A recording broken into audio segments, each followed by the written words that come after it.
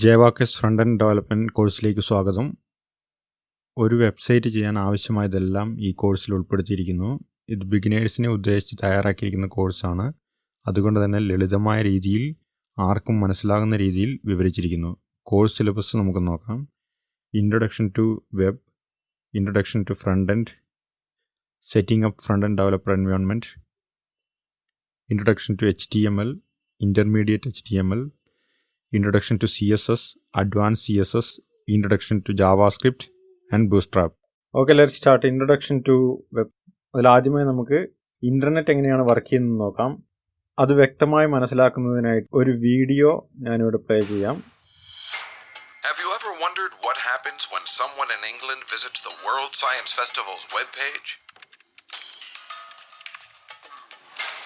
First, their computer needs to ask the World Science Festival server for a copy of that web page. The computer sticks this request into a virtual envelope called a packet, wrapped with specific information about that request, including the World Science Festival's IP address. Okay, ഇതിൽ നിങ്ങൾക്ക് കാണാൻ കഴിയും ഒരു user ആവശ്യമായ web പേജിന്റെ address type ചെയ്യുന്നു.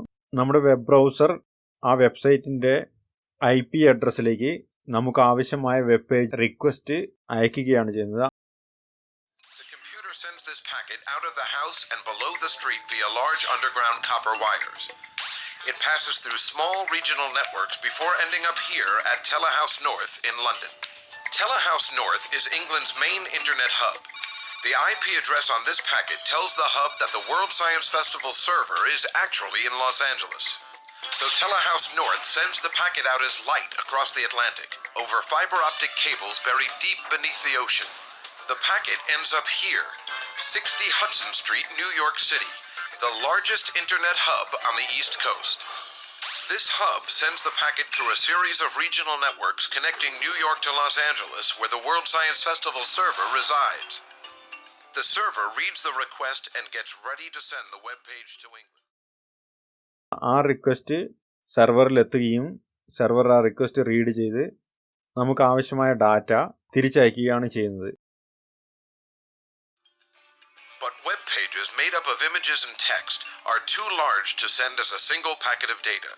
So how do we get it back to England? Imagine a group of 5,000 tourists visiting New York City in a single gigantic tour bus.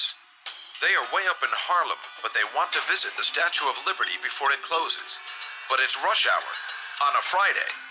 There's no way that giant bus is going to fit through those crazy congested streets. So they decide to get off the bus and spread out. Some take the subway, some take cabs, a few rent bikes, and some even take kayaks down the Hudson River.